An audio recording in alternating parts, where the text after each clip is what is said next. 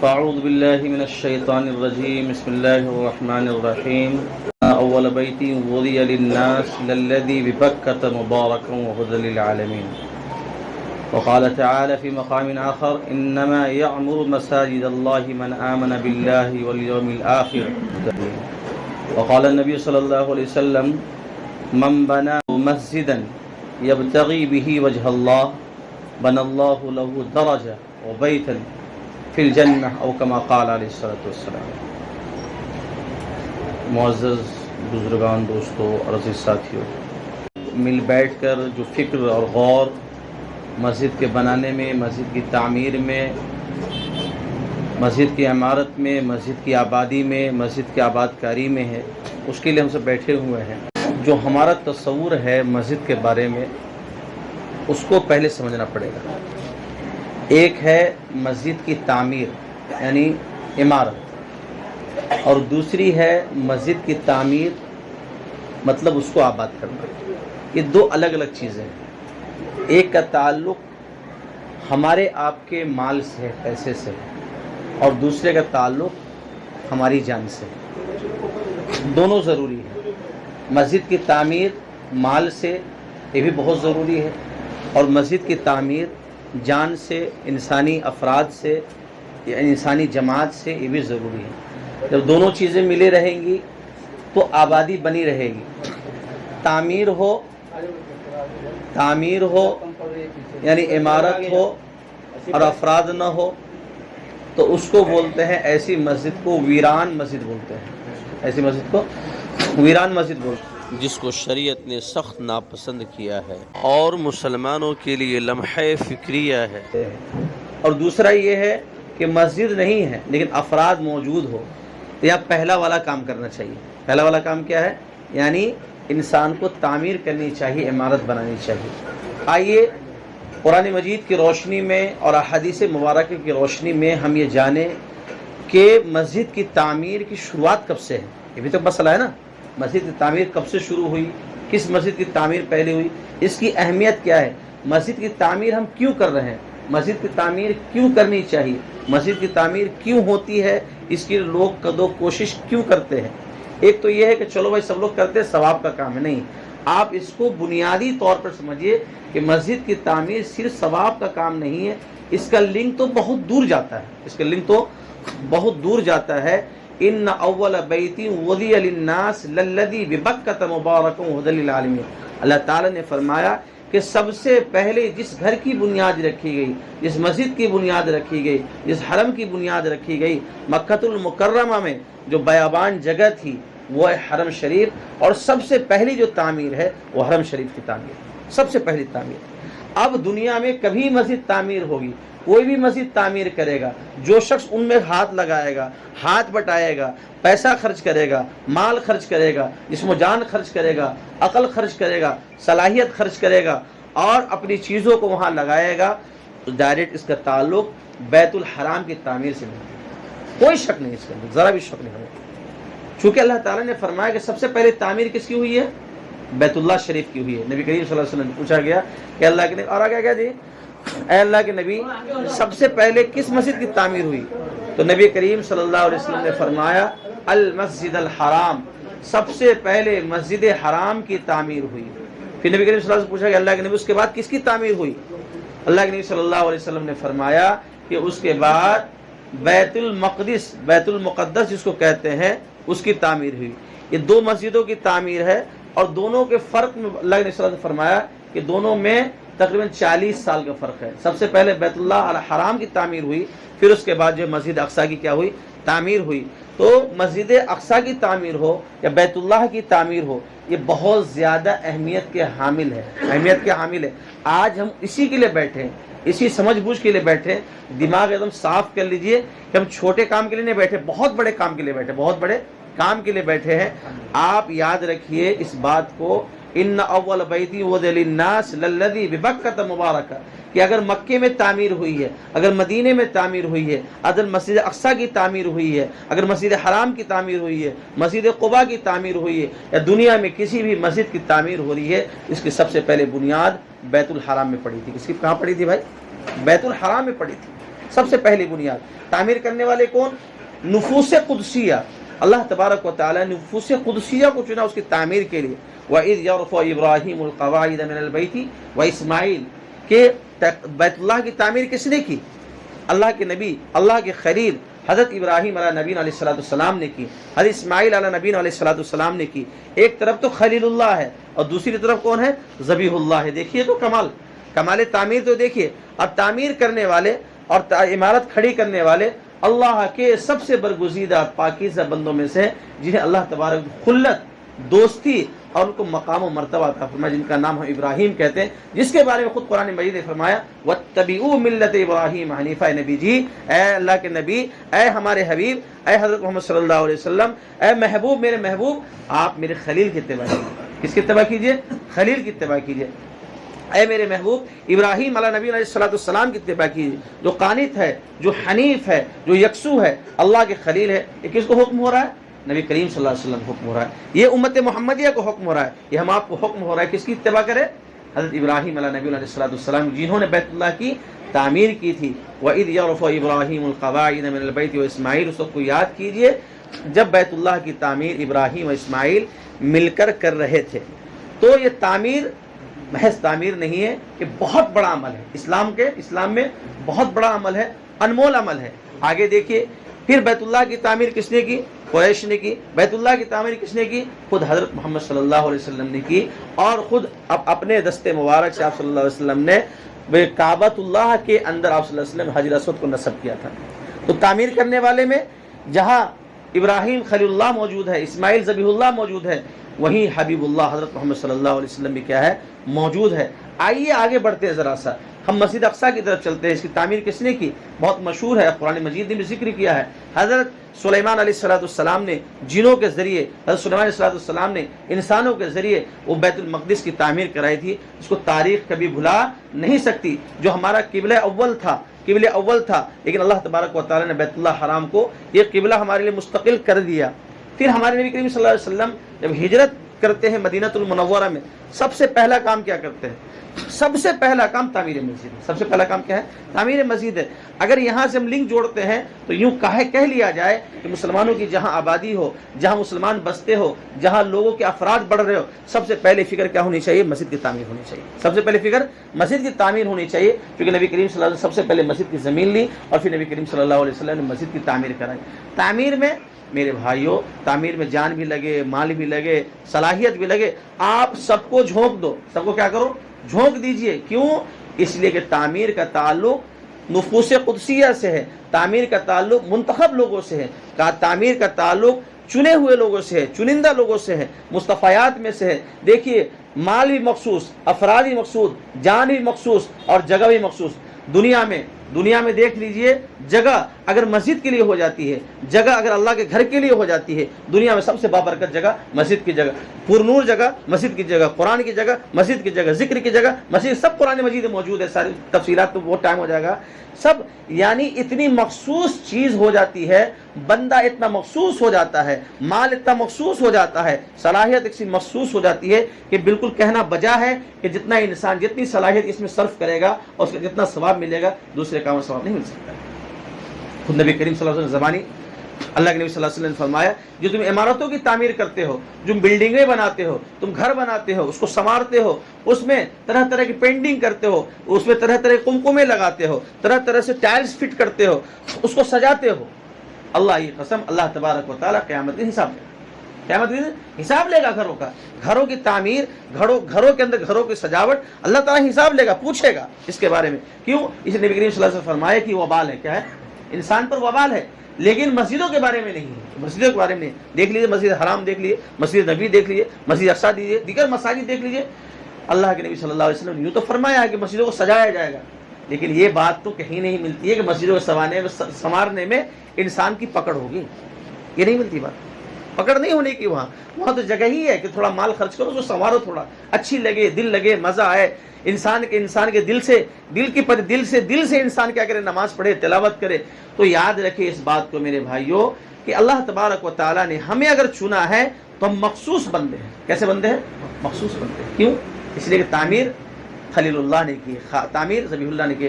ایک تو آپ کی تخصیص ہو جاتی ہے. یہاں پر جمع ہونا بہت بڑی فضیلت کی بات، بہت بڑی فضیلت، میں بیان نہیں کر سکتا ہوں.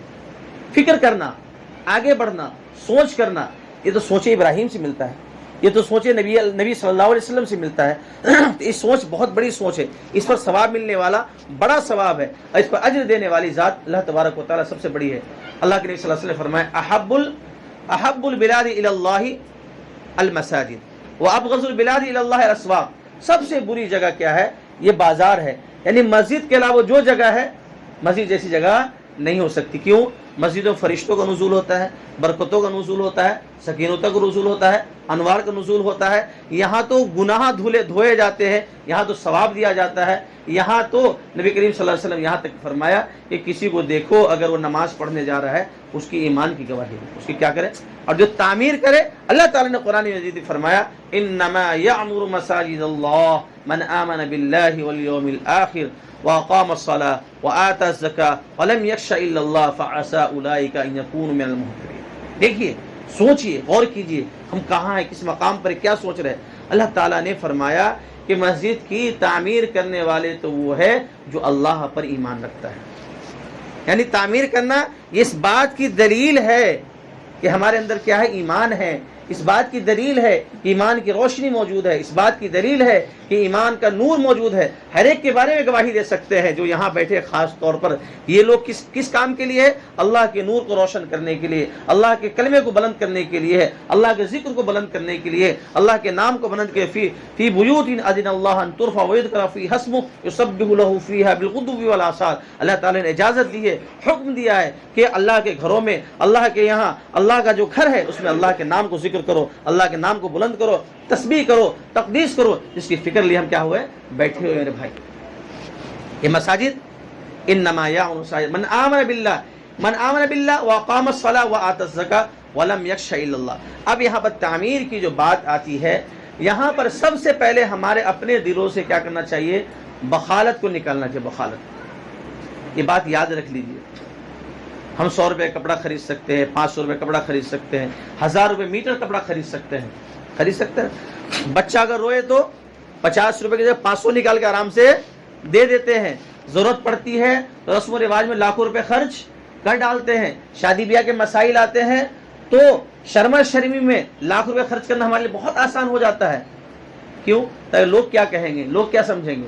میرے بھائیوں، یاد رکھیے ان المصدقین والمصدقات واقرضوا اللہ قرضا حسنا یضاعف لهم، کہ جو لوگ صدقہ کرتے ہیں، چاہے مرد ہو، چاہے عورت ہو، چاہے لڑکا ہو، چاہے لڑکی ہو، واقرضوا اللہ قرضا حسنا، اور اللہ کو بہترین قرضہ دیتے ہیں.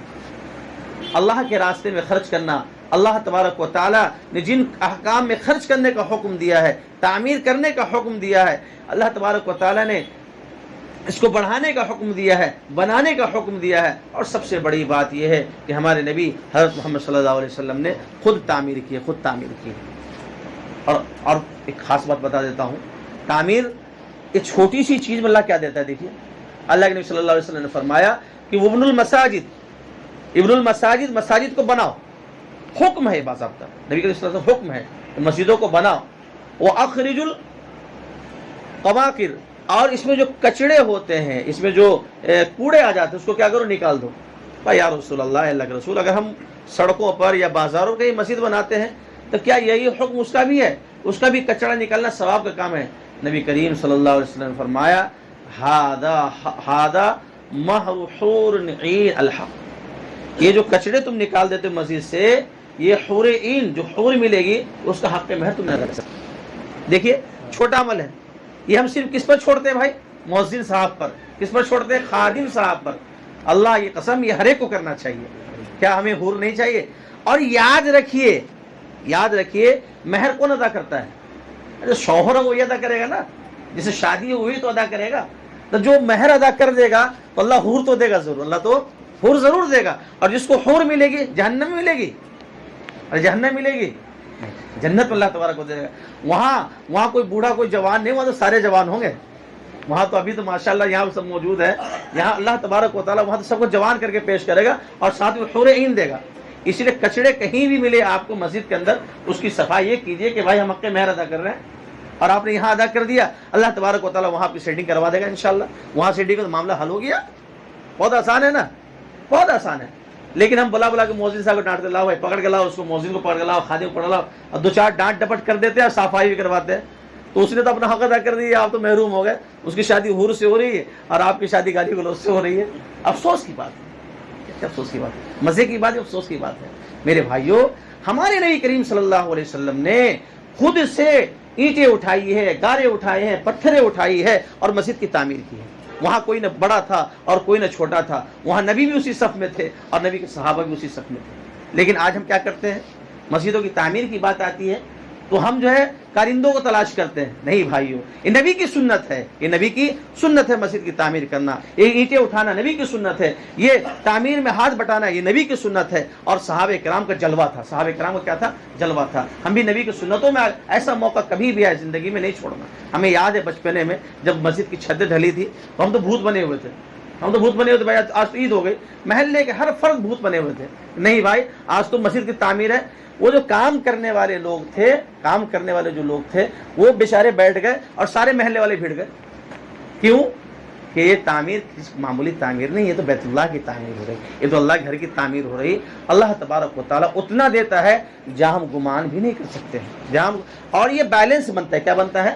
بیلنس بنتا ہے. تو میرے بھائیوں، خلاصہ کلام یہ ہے کہ اللہ تبارک و تعالیٰ کسی مسجد کو بناتا ہے، کسی مسجد سے بنواتا ہے تو مخصوص لوگوں کو چن لیتا ہے. کس کو چن لیتا ہے؟ مخصوص لوگوں کو چن لیتا ہے. اور جس کو چن لیا وہ نصیبے والا ہے، وہ قسمت والا ہے. اور جو نکل گیا، جو شیطان کے وسوسے میں آ گیا، بخالت میں آ گیا، کنجوسی میں آ گیا، وہ بھی نکلا لیکن کچھ اور لے کر نکلا. اور جو تعمیر مسجد میں شامل ہو گیا، چاہے 1 روپے سے کیوں نہ ہو، 1 روپے سے کیوں نہ ہو، اللہ تبارک و تعالیٰ اس کو مقام و مرتبہ بہت بڑھا دیتا ہے، بہت بڑھا دیتا ہے. حدیث شریف میں نبی کریم صلی اللہ علیہ وسلم نے فرمایا، من بنا للہ مسجدہ، جو اللہ کے لیے مسجد کی تعمیر کرے گا، بن اللہ لہ بیتن فی الجنہ، بن اللہ لہ غرفتن فی الجنہ ودرجتن فی الجنہ. غرفہ بنائے گا، درجہ بنائے گا، منزلیں بنائے گا، گھر بنائے گا. کس کے لیے؟ مسجد کی تعمیر کرنے والوں کے لیے، مسجد کے لیے پیسہ خرچ کرنے والوں کے لیے، مسجد کے لیے چندہ دینے والوں کے لیے، مسجد کے لیے، مسجد کا بیلنس بڑھانے والوں کے لیے. مسجد کی تعمیر انہی چیزوں سے ہے. اور مبارک ہے وہ لوگ جو پیسے سے بھی، عمارت سے مسجد بھی تعمیر کرے اور افراد اور جماعت سے بھی مسجد تعمیر کرے. چونکہ یہ ایسی جگہ ہے میرے بھائیوں، ایسی جگہ ہے، مسجد ایک مرکز ہے. ہم نے مسجد کا تصور چکے دائرے میں گھیر دیا ہے. پہلے مسجد مکتب بھی نہیں ہوا کرتے تھے، لوگ اس کو عیب سمجھتے، بھگاتے تھے، بھائی مسجد مکتب نہیں کھولنے دیں گے، کرتے تھے. ابھی بھی کہیں ہے، غلط تصور ہے. مسجد کو ایک مرکزی حیثیت ہے. اور دنیا میں ایک ہی جگہ ایسی ہے جہاں اللہ تعالیٰ تمام تفریق کو مٹا دیتا ہے. اب بتاؤ تو بھلا، بادشاہ آ جائے، کوئی لوئر آ جائے، وکیل آ جائے، ایم ایل ایم پی آ جائے، تو اٹھ کے کھڑے ہوں گے، امام صاحب کھڑے ہوں گے، مصلی پر سے کھڑے ہو جائیں گے؟ نہیں بھائی. وہ خود آئے گا تو یہ سوچ کر آئے گا بھائی جہاں جگہ مل جائے گی وہیں بیٹھ جائیں گے. دیکھو تو کیسی جگہ ہے. یہ تفریق کو ختم کرنے کی جگہ اس سے بڑھ کر دنیا میں کوئی نہیں ہے. آپ کہیں چلے جاؤ تفریق ہے، گھر سے باہر نکل جاؤ تو تفریق ہے، گھر میں چلے جاؤ تو تفریق ہے. تفریق مینس کیٹیگری ہے. لیکن مسجد ایک ایسی ہے کہ یہاں کوئی کیٹیگری نہیں ہے. یہاں جس کو جہاں جگہ مل جائے وہاں کھڑا ہونا پڑے گا. یہاں یہ نہیں کہ بھائی یہاں نہیں کھڑے ہوں گے، یہاں کھڑے ہوں گے، فلاں صاحب کھڑے ہوں، نہیں.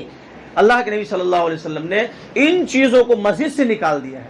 تو دنیا کی واحد جگہ ہے مسجد جہاں مالدار، غریب، عمرا، فقراء، ارذل ناس، اعلیٰ ناس، سارے کے سارے جو ہے اللہ تبارک و تعالیٰ نے یہاں برابر صفوں میں کھڑا کر دیا ہے.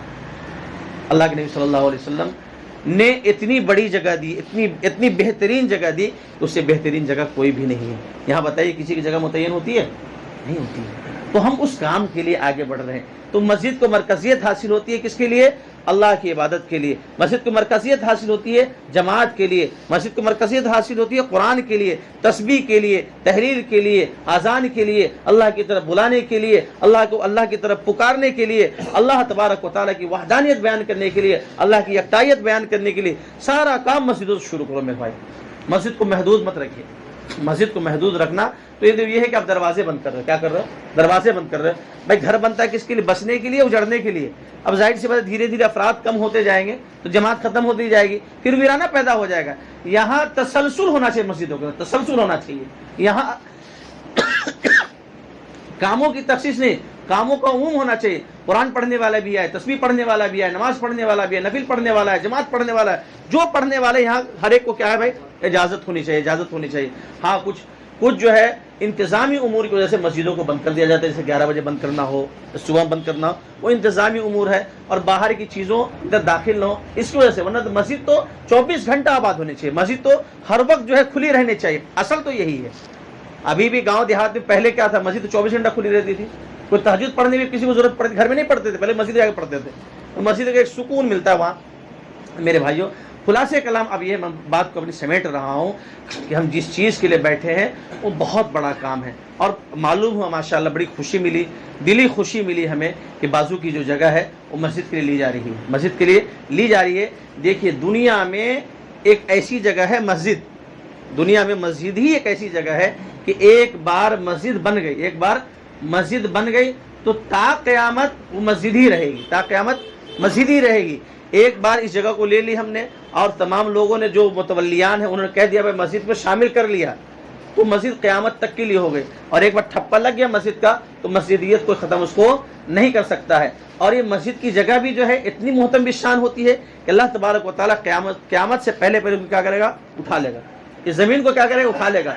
ये जगह कौन सी होती है मालूम है आपको? रौज़तुम मिन रियाज़िल जन्नह, ने फरमाया कि जन्नत के कियारियों में से कियारी है, यहाँ चर लिया करो, यहाँ कुछ हासिल कर लिया करो, यहाँ कुछ पढ़ लिया करो, 2 रकअत नमाज़ी से मस्जिद में आकर पढ़ लिया करो, मस्जिद गवाही देगी, मस्जिद गवाही देगी। हम पढ़ते नहीं इज़ा ज़ुलज़िलतिल अर्ज़ु ज़िलज़ालहा व अख़रजतिल अर्ज़ु अक़ालहा, कि ज़मीन जो है अपने सारे बोझ निकाल देगी और सारी खबरें निकाल देगी। वो कौन सी खबर है भाई? यही तो है हमारी नेकी व बदी। फमन यअमल मिस्क़ाल ज़र्रतिन खैरन यरह वमन यअमल मिस्क़ाल ज़र्रतिन शर्रन यरह। थोड़ा भी अमल किया होगा अच्छा तो अल्लाह तबारक व तआला ज़ाहिर कर देगा, बुरा अमल किया होगा अल्लाह ताला तो ज़ाहिर कर देगा। माल खर्च करने की बात आती है तो मैं समझता हूँ कि सबसे बेहतरीन जगह जो है मस्जिद है, सबसे बेहतरीन जगह। दुनिया में जो ऑर्गेनाइजेशन है, तंजीमें हैं, मदरसे हैं, फला चीज़ें हैं, वहाँ तो आप ज़कात दे सकते हैं, वहाँ खैरात दे सकते हैं, वहाँ सदक़ात दे सकते हैं। यहाँ तक कि कुछ ऑर्गेनाइजेशन में अब तो इंटरेस्ट के पैसे आम हो गए, वो भी चल जाते हैं, सब चल जाते हैं। लेकिन मस्जिद की जब बात आती है तो एकदम से प्योर पैसा होना चाहिए, एकदम हलाल पैसा होना चाहिए, एकदम हलाल। हमारी भी कोशिश होनी चाहिए कि ज़र्रा भी हराम की आमेज़िश नहीं हो, चूँकि अल्लाह तबारक व तआला को हराम से कुछ लेना देना नहीं है, कोई सरोकार नहीं है।